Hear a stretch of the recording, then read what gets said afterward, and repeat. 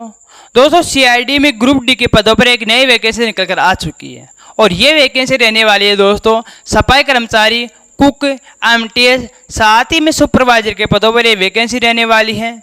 दोस्तों इसका full notice हमारे टेलीग्राम चैनल पर डाल दिया जाएगा, वहाँ जाकर दोस्तों इसका फुल नोटिस आप आराम से पढ़ सकते हो। साथ ही में दोस्तों इस भर्ती के लिए फॉर्म भरने के लिए लिंक भी कमेंट में दे दिया जाएगा, उस लिंक पर क्लिक कर आप इस भर्ती के लिए आवेदन कर सकते हो।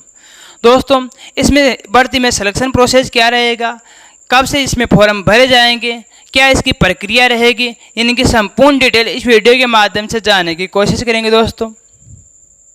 और पहले ही एक बात क्लियर कर देता हूँ कि दोस्तों ये एक परमानेंट वैकेंसी नहीं है, यानी कि सुविधा के आधार पर गवर्नमेंट द्वारा सुविधा के आधार पर दोस्तों 2 साल तक आपको लगाया जाएगा।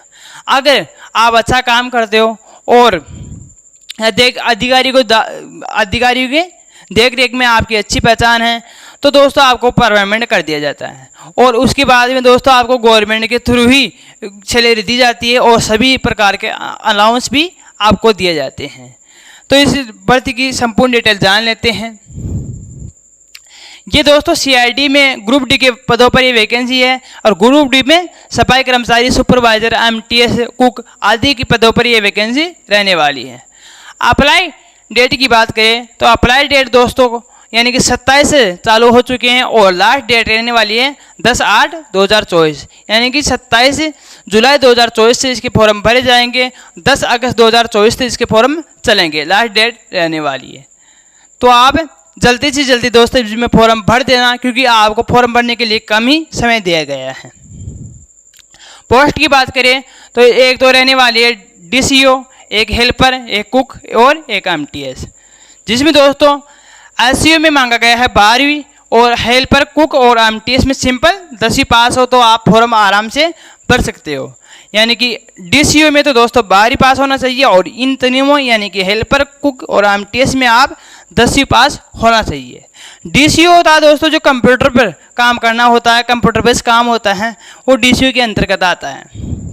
एज की बात करें तो एज दोस्तों इसमें 18 से 35 वर्ष रखी गई है और कैटेगरी के अनुसार छूट भी दी गई है, यानी कि आप ओबीसी और ईडब्ल्यूएस में हो तो 3 वर्ष की छूट, अगर एससी और एसटी में हो तो 5 वर्ष की छूट आपको दी जाएगी। ठीक है, एज कितनी दोस्तों 18 से 35 वर्ष रखी गई है। क्वालिफिकेशन की बात कर लेते हैं तो क्वालिफिकेशन दोस्तों सिंपल 10वीं और 12वीं पास हो तो आप इसमें आवेदन कर सकते हो, यानी कि डीसीयू के लिए 12वीं और हेल्पर, कुक और एमटीएस के लिए 10वीं। ठीक है, अब बात कर लेते हैं फीस की। फीस दोस्तों इसमें आपके जरूरी ऊपर लगने वाली है, यानी कि कोई फीस नहीं रखी गई है। तो दोस्तों आप अगर आपकी परसेंटेज बेस ये भर्ती दोस्तों इसमें कट ऑफ परसेंटेज बेस ही रहने वाली है, तो अगर आपकी 60 से ऊपर है तो इसमें जरूर फॉर्म भरना, क्योंकि दोस्तों इसमें फीस भी आपकी जरूरी यानी कि कोई फीस आपको देने की आवश्यकता नहीं है। तो फॉर्म भर कर जरूर देखना, पता नहीं आपका सिलेक्शन हो जाए। सैलरी की बात कर लेते हैं। इसमें सफाई कर्मचारी और कुक के पदों पर दोस्तों आपको दिए जाएंगे 18,715 रुपये। सफाई कर्मचारी और कुक के पदों पर 18,715 रुपये। दोस्तों इस सैलरी में आपको कोई भी किसी प्रकार का अनाउंस वगैरह नहीं दिए जाएंगे और जब आप 2 साल के बाद गवर्नमेंट के थ्रू हो जाओगे तो आपको सभी प्रकार के अनाउंस मिलना प्रारंभ हो जाएंगे। ठीक है, तब तक आपको 2 साल तक आपको सिर्फ यही सैलरी दी जाएगी, महीने की 18,715 रुपये। हेल्पर और एमटीएस की बात कर लेते हैं तो हेल्पर और एमटीएस में दोस्तों 20,300 रुपये आपको दिए जाएंगे हेल्पर और एमटीएस में। एसईओ इसमें दोस्तों आपको दिए जाएंगे 24,336 रुपये। 24,336 रुपये इसमें दिए जाएंगे। अब बात कर लेते हैं दोस्तों सिलेक्शन की कि इसमें सिलेक्शन किस प्रकार होगा।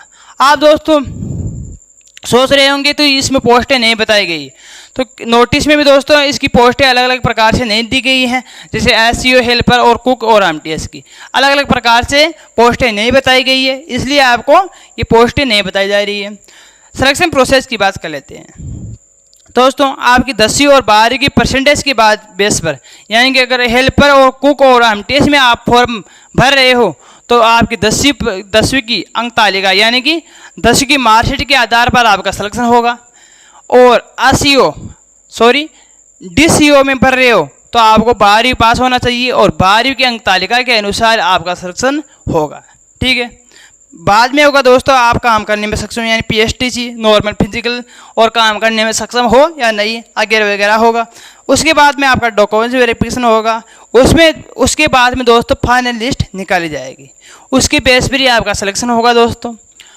तो दोस्तों ये भर्ती की प्रक्रिया समझ में आई होगी। अगर फिर भी कोई डाउट रह गया दोस्तों तो कमेंट के माध्यम से अपने डाउट को क्लियर कर लेना और नोटिस पढ़ लेना दोस्तों, एक बार नोटिस से आपका डाउट क्लियर हो जाएगा। जय हिंद, जय भारत।